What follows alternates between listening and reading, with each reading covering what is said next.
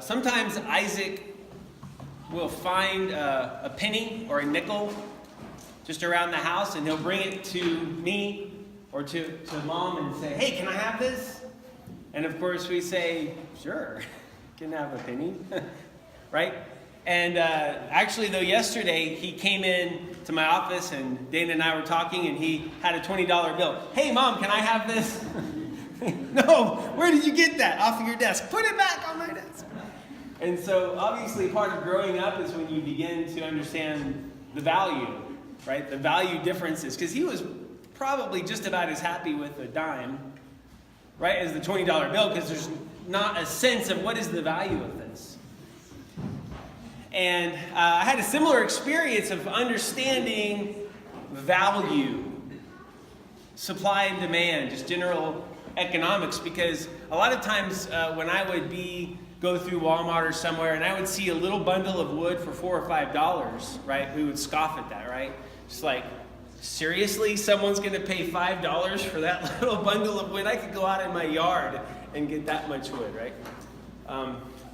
However, while we were camping, right, I wasn't in my yard, and I wanted a campfire. And so all of a sudden I found myself buying one of these little bundles of woods for $8 or $9? I don't know. It was like insane. And I'm doing it. I'm buying this wood. And so all of a sudden I'm thinking through, how is this happening? You know, I used to scoff at those little bundles of wood. And I'm processing, obviously there's some supply and demand here, right? The only place for wood, because there's a big sign as you go in the park, you cannot gather any wood.